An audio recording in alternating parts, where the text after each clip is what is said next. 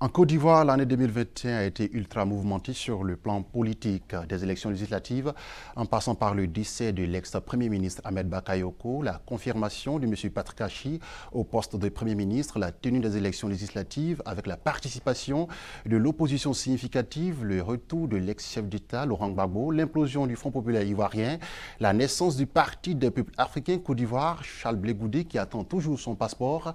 La vie politique en Côte d'Ivoire n'a pas du tout chômé. Mais quels sont les grands défis en 2022, avec notamment le vaste chantier de la réconciliation nationale qui devra assurément passer par le succès du dialogue politique. À côté de ces grands défis, on note aussi l'éventuelle promulgation de la loi sur la limite d'âge à 75 ans pour être candidat à l'élection présidentielle. L'année 2022 promet. Pour passer au peigne fin tous ces points, nous sommes en compagnie de l'honorable Dassanson, député, président des jeunes du Rassemblement des oufouettistes pour la démocratie et la paix. Face à lui, Maître Viviane Tanoué, la présidente du Parti pour la République et pour la démocratie, le PRD. Merci d'avoir répondu à notre invitation. Merci beaucoup, monsieur. Merci beaucoup. Voilà. Alors, nous commençons par Maître Viviane Tanoué. Le décès, le 10 mars dernier, de l'ancien Premier ministre Ahmed Bakayoko, qu'est-ce que cela signifie pour vous? Qu'est-ce que vous gardez de lui? Quel souvenir vous gardez de cet homme? Merci beaucoup. Nous avons été tous, que ce soit la classe politique, les Ivoiriens eux-mêmes, nous avons été bouleversés par le décès de ce grand homme, qui est un grand homme d'État, feu Ahmed Bakayoko. Mais n'oublions pas non plus qu'avant lui, il y a eu le décès du Premier ministre Bon Coulibaly, qui lui aussi était un grand homme d'État, que j'admirais personnellement pour sa loyauté envers son parti, sa détermination envers son parti. C'est ce monsieur, également, comme monsieur Feu Ahmed Bakayoko, sont vraiment le prototype de ce qu'on appelle la loyauté envers son parti et son leader. Et donc, toute la Côte d'Ivoire les a pleurés. Honorable Dassanson, vous étiez de la même famille politique. Alors, Ahmed Bakayoko, qu'est-ce que vous retenez de lui? Bien, parler de la mort d'Ahmed Bakayoko, l'ancien Premier ministre, nous renvoie nécessairement au décès aussi de l'ancien Premier ministre Amadou Gon Coulibaly, qui ont été tous deux arrachés à l'affection du peuple ivoirien et particulièrement à celle du président Alassane Ouattara. Et c'est dire que la mort d'Ahmed Bakayoko a été un moment éprouvant pour le président Alassane Ouattara lui-même. Et la seule leçon qu'on peut tirer, c'est de noter que Dieu a bien voulu éprouver suffisamment le président de la République. On continue de lui demander de mettre tout en œuvre pour donner la force nécessaire au président pour continuer à diriger la Côte d'Ivoire. Alors, honorable, je reste avec vous. Le 6 mars 2021, 7 359 399 électeurs ont été appelés à élire 255 députés répartis dans les 205 circonscriptions dessinées en 2011 et conservées en l'état pour la circonstance. Que retenez-vous de cette élection? Vous avez gagné, mais que retenez-vous de l'élection législative? L'élection des députés qui a eu lieu en 2021 a été une élection, disons-le tout net, particulière. Particulière parce que chaque Ivoirien se rappelle que c'est la première fois que l'ensemble des partis politiques qui ont voulu aller aux élections ont effectivement concouru, sont allés à des élections avec tous les partis politiques, avec tous les candidats qui souhaitaient être élus députés. Et cela a été possible grâce à un génie politique qui a réussi à créer les conditions de participation de tous aux élections à travers l'instauration du dialogue politique qui a été bien mené, et ce qui a rassuré tous les Ivoiriens. Et les élections se sont tenues sans difficulté, et c'est la démocratie qui lui a dû ici de saluer. D'accord. Maître, je me retourne vers vous. Vous êtes d'idéologie centriste, le PRD. Oui. Alors, le 6 mars, il s'est tenu des élections législatives qui sont soldées par la victoire du parti au pouvoir. Et qu'est-ce que vous retenez de ces élections? Ce que je retiens, c'est que déjà, le parti au pouvoir, c'est vrai, a gagné. Mais il faut noter que déjà dès le départ, grâce au découpage électoral, le parti au pouvoir partait gagnant, était déjà gagnant pour un certain nombre de circonscriptions. Dans le Nord, je ne voudrais pas froisser M. Dassansan, l'honorable, mais c'est une réalité. Et je voudrais justement, on en parlera peut-être après, dire qu'au niveau de mon parti, nous pensons sincèrement qu'il va falloir revoir le découpage électoral. Tout cela fait partie des sujets qui devront être débattus pendant le dialogue politique. Est-ce que vous partagez ce point de vue? Et donc, je termine rapidement allez-y. Pour dire aussi que le seul bémol pour nous, les femmes, c'est que nous avons espéré du président de la République, son Excellence Alassane Ouattara, qu'il donne un coup de pouce aux femmes.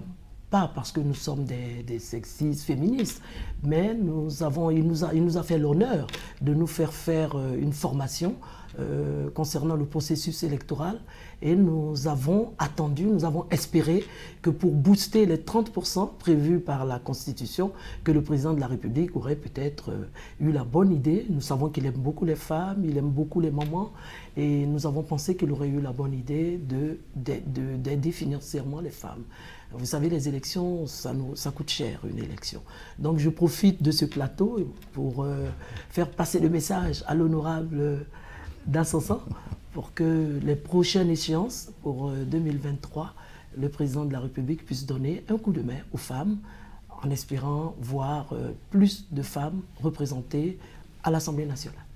Alors, honorable, vous êtes d'accord avec elle? Elle a parlé du découpage qui est favorable au parti au pouvoir, et elle a aussi parlé du quota 30% qui n'a pas été respecté. Quand bien même tous les moyens ont été mis. Non. Pour la Vous voyez, sur des questions techniques, il faut parfois se réserver de prendre certaines positions. J'ai bien écouté Maître. Elle est présidente d'une organisation politique, un parti politique. Les partis politiques sont faits pour apporter des suggestions, pour apporter des propositions au pouvoir, des propositions bien motivées qui justifient la prise de décision. S'il se trouve que dans l'appréciation de leur parti, il y a un déséquilibre au niveau de répartition des circonscriptions électorales, bon, elle connaît la voie à utiliser pour qu'on puisse véritablement permettre un rééquilibrage. Mais ce que je sais, les critères qui ont été soumis aux autorités compétentes pour pouvoir faire la répartition par circonscription, je ne vois pas du tout de critères qui soient subjectifs, qui peut entacher une certaine analyse politique. Mais c'est une observation qu'il faut nourrir. Et puis, au grand jour, on fera le débat pour voir s'il y a lieu de le faire. Mais cette élection a vu aussi c'est une observation qui est importante. Parce que d'abord, il faut que vous le sachiez, j'ai été moi-même candidate, malheureuse. Mais j'ai été candidate. Dans quelle circonscription? À Tibissou, dans la région du Bélier. J'ai été candidate. Et c'est un constat que nous avons fait. Et vous verrez que pratiquement dans les thématiques qui ont été proposées pour le dialogue politique, la plupart des thèmes qui ont été proposés, des problèmes soulevés, M. Sansan constatera que pratiquement tous les partis politiques posent le problème du découpage électoral. D'accord.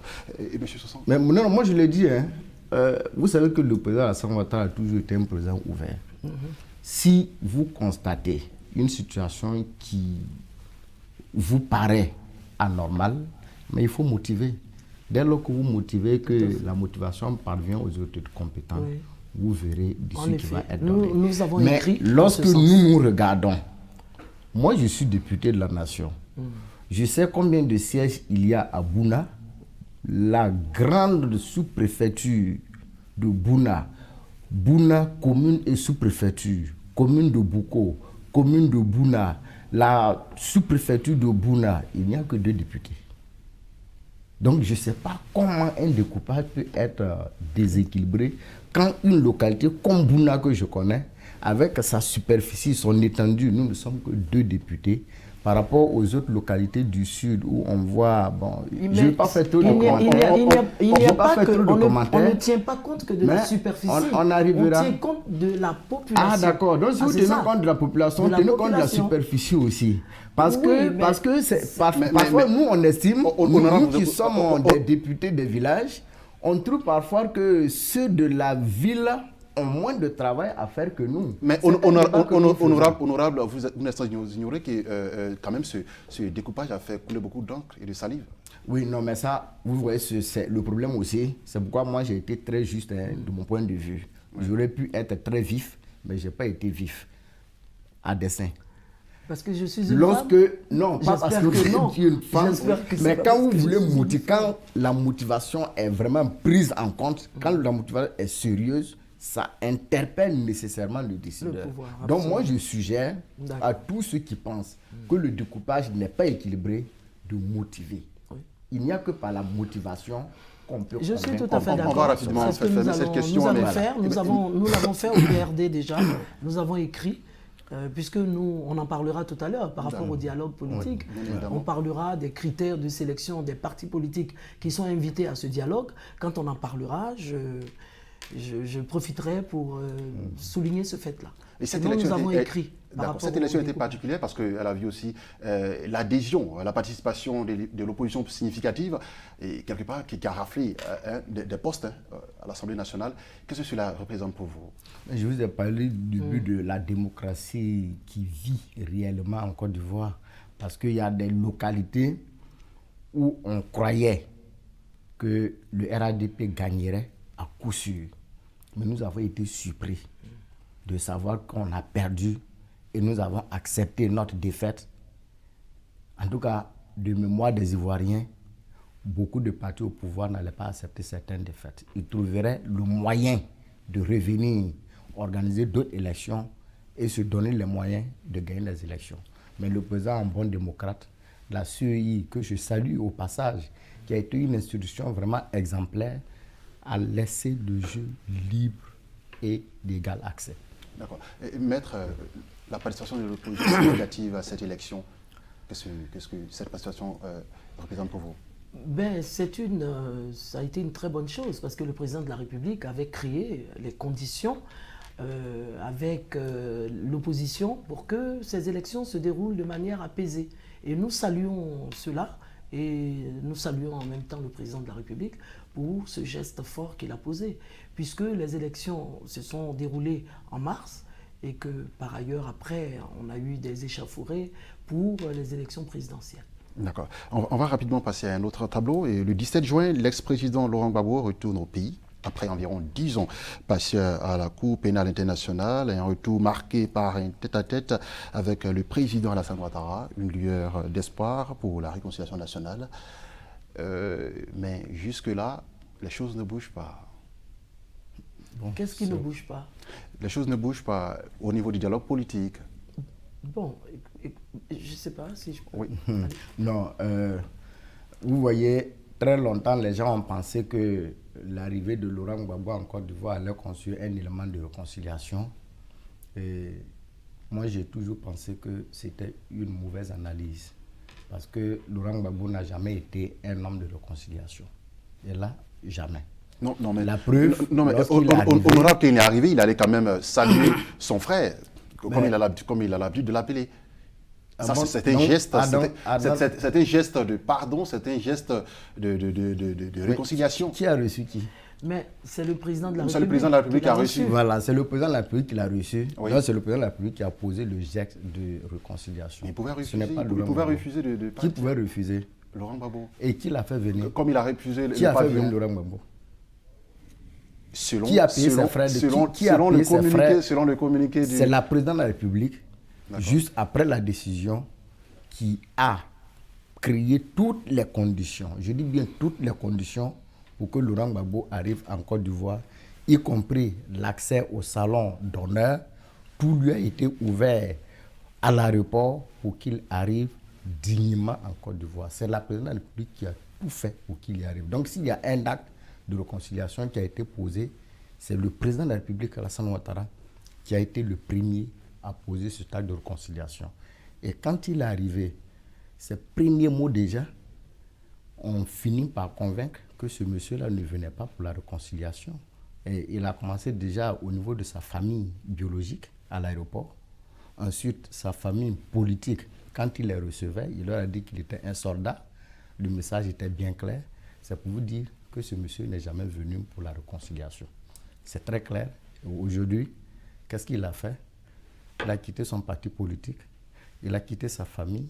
Bon, dites-moi, à quoi servirait un tel ancien président de la République qui devrait pouvoir être un exemple? Je reviens vers vous tout à l'heure. Mais maître, par rapport à l'implosion du peuple ivoirien qui s'est soldée par la création du parti, parti des peuples africains. Alors, moi, je ne me permettrai pas de juger quelqu'un qui a été président de la République, un ancien président de la République.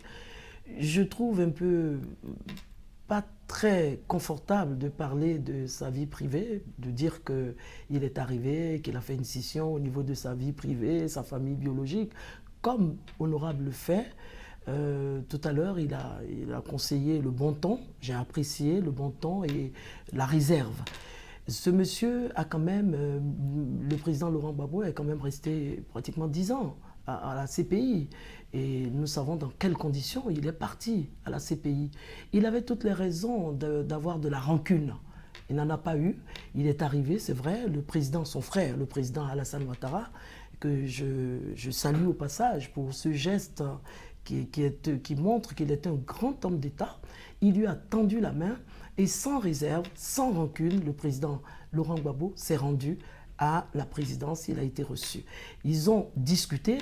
Et les premiers mots du président Laurent Gbagbo ont été pour tous ces militaires, tous ceux qui ont été emprisonnés par rapport aux élections, à la crise électorale de 2011. Il a dit ceci, je répète, j'ai apprécié, il a dit mais j'étais l'élément principal. J'ai été libéré, j'ai été acquitté par la CPI alors que tout le monde avait prédit qu'il ne reviendrait jamais de cet enfer. Parce que la CPI, pour tout le monde, c'est l'enfer. Parce que quand vous y allez, vous êtes jugé en général, vous êtes toujours condamné à 25, 50 ans. Donc tout le monde avait prédit qu'il n'en reviendrait pas. Et il a dit à son frère, écoutez, moi je suis là, j'ai été celui-là même qui a été le vecteur de tous ces palabres à l'africaine, entre nous Ivoiriens. Je suis revenu, mon frère, je pense que les autres, c'est des accessoires. Accessoires dans quel sens? Accessoires dans le sens où, en droit, nous le disons, l'accessoire sur le principal.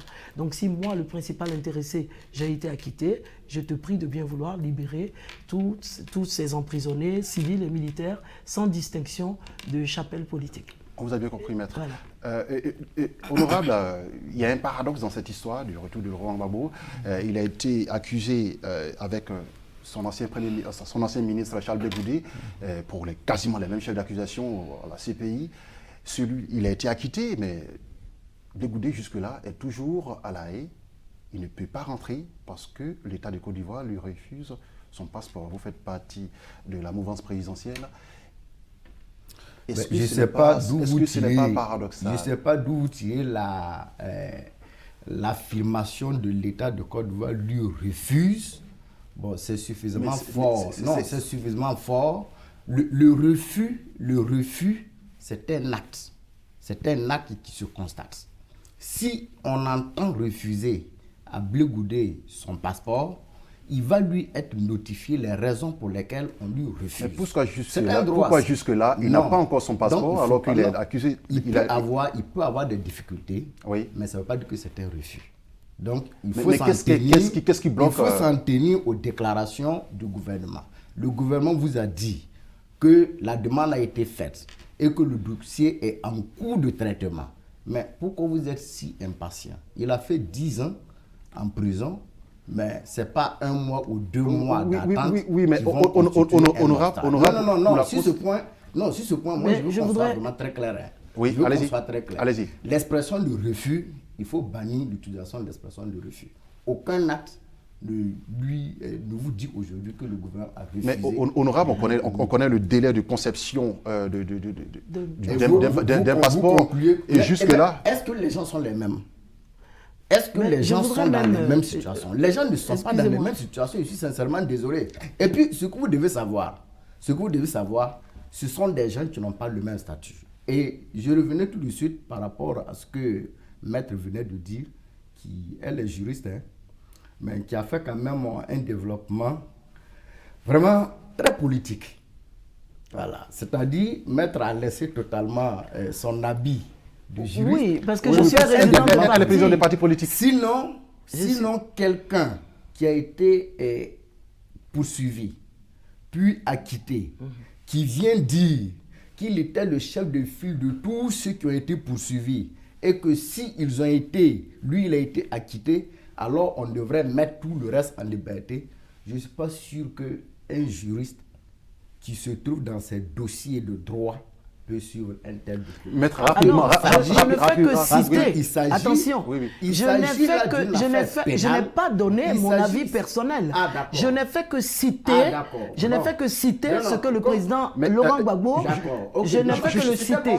Non, je n'ai absolument. Merci de le faire. Merci de le faire. C'est un aveu quand même, et je ne suis pas sûr que Laurent Gbagbo a pu dire ça à la CPI. Honorable. S'il avait dit à la CPI, il a dit à son frère. Voilà, parce qu'ils étaient dans un cadre de fraternité. Absolument, on est d'accord. Voilà, donc ça, il a caché cette information. Ah oui. Si Laurent Gbagbo avait dit à la CPI qu'il était le donneur d'ordre de tous ces militaires qui avaient tué, je ne suis pas sûr que le procès allait connaître cette issue. Non, donc, ils étaient dans un cadre. Aujourd'hui, on va rapidement fermer. C'était une entrée fraternelle. En réalité, c'est de manière prosaïque qu'il l'a dit. Il a dit, je pourrais dire... Mais ça manque tellement de sérieux. Honorable. Au niveau juridique, c'est sûr. Honorable. Je n'ai fait que le citer. D'un point de vue du droit, c'est suffisamment grave. Et on ne devrait même pas lui pardonner. Ce n'est pas le juriste qui donne un avis. Le juriste, c'est la présidente de parti qui ne fait que citer ce que le président Laurent Gbagbo, une phrase qui a été dite par le président Laurent Gbagbo. Maître, s'il vous plaît, je n'ai pas dit que je partageais. Maître, aujourd'hui, quels sont les défis quand on veut parler de réconciliation nationale en Côte d'Ivoire aujourd'hui? Quels sont les grands défis qui se présentent à la Côte d'Ivoire? Quand on veut parler de réconciliation nationale. Ah, de réconciliation nationale. Le grand défi, c'est d'abord... Rapidement, parce que là, on est stressé. Oui, c'est vrai. Le grand défi, c'est d'abord de réussir à réunir toutes les parties prenantes. Et aujourd'hui, nous savons que depuis le 16 décembre, il y a eu reprise du dialogue politique. Et donc, sous la houlette du Premier ministre Patrick Hachi, et qui a décidé, qui a informé que le ministre Vagondo, le ministre de l'Intérieur, était en charge et représentait le gouvernement. Alors, tout s'est bien passé à la cérémonie inaugurale et nous sommes étonnés qu'après, par la suite, on nous dise qu'il y a eu report. Et quand nous allons aux nouvelles, nous apprenons que le report est dû au fait que certains partis politiques ont posé des préalables. Notamment le retour du président de l'Assemblée nationale, Guillaume Soro, le retour du ministre Blé Goudé. L'ancien président. Oui, d'accord. Voilà. Donc... Ça, c'était notre... Ça, c'est un débat. Oui, honorable, je pense qu'on aura le temps de débattre de ça. On va aller rapidement. Qui ont posé donc des préalables qui tiennent à l'ancien président, au retour de l'ancien président de l'Assemblée nationale, au retour de M. Charles Blé Goudé en Côte d'Ivoire, comme ayant été des acteurs majeurs de la crise. Et donc, il aurait fallu que ces personnes soient présentes. Ensuite, nous savons aussi que le report est dû exactement parce que les thèmes, la thématique qui avait été demandée, réclamée à chacun, parce que quand il y a un débat, il faut bien qu'on débatte de sujets. Et donc, ces thématiques-là n'ont pas été portées par tous les partis politiques. Et donc, c'était normal que le gouvernement reporte. Personnellement, et au niveau de mon parti, nous estimons que le dialogue politique est attendu par toute la population ivoirienne et qu'il faille que nos politiciens aillent de l'avant. Qu'on aille au dialogue et que pour notre part, au PRD, nous disons pas de préalable. Pendant les discussions, on peut parler on peut parler de tous les sujets. Surtout que le Premier ministre a dit que c'était un dialogue ouvert, inclusif et que tous les sujets pouvaient être débattus. On vous a bien compris, maître. Honorable, à vous, je vais poser cette question. Aujourd'hui, quelle est la position du RHDP par rapport à la loi, l'éventuelle promulgation de la limite, la loi sur la limite d'âge à 65 ans, 75 ans, pardon. En une seconde. Oui, allez-y. On est vraiment stressé par le temps. Une seconde sur allez-y. Essentiel de la réconciliation. Oui. Je veux rappeler ici qu'il est important que toute la classe politique comprenne la nécessité d'aller au dialogue politique. Ça ne sert à rien de créer l'enlisement inutilement. Un dialogue politique est fait pour pouvoir rassembler l'ensemble des problèmes qui concernent les Ivoiriens. C'est un panier dans lequel on peut mettre des oranges, des mangues, du karité, tout ce qu'il y a comme fruits, on peut mettre dedans. Et maintenant, on va faire le tri pour savoir qu'est-ce qu'on va manger, qu'est-ce qu'on ne va pas manger. Merci, Président. Si au seuil déjà du débat, vous commencez à dire que vous ne voulez pas de telle ou telle chose, Voilà. Donc nous abondons dans le qu'on même va sens. rien Oui, faire. mais C'est bien dangereux. Oui, maître, s'il vous plaît, on va laisser, maître, on va laisser l'honorable répondre à cette question. Et quelle est la position du RHDP sur la loi, l'éventuelle loi sur la limite d'âge à moins 75 ans, le présidentiel? Il y a une intention, en 30 secondes. Il y a une intention de déposer une loi pour pouvoir ramener l'âge limite de candidature à 75 ans. Je sais que c'est un collègue député qui a eu cette intention, mais vous savez, le député de Tchassalé, une proposition de loi est beaucoup plus complexe que ce qu'on pense. Il faut bien motiver, parce que la motivation est essentielle dans la prise en compte d'une loi.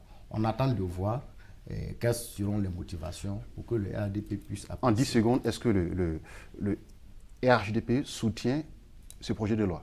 Pourrait soutenir ce projet de loi? Même pas encore motivé comment le RHDP. Oui, mais je vous pose la question.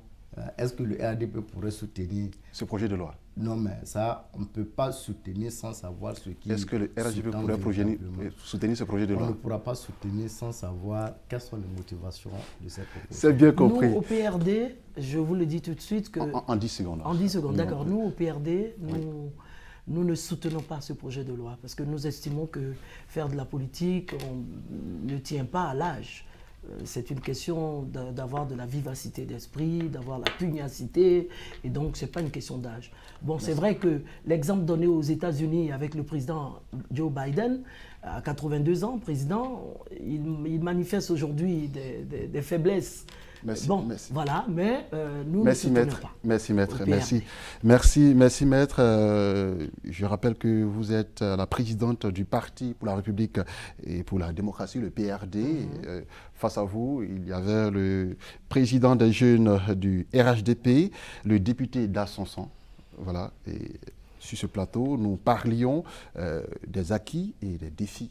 Voilà, la Côte d'Ivoire. Merci à vous. Merci d'avoir répondu à notre invitation. C'est la fin de ce numéro du Talk Afrique. Merci d'avoir suivi cette émission. L'information continue sur Medi 1.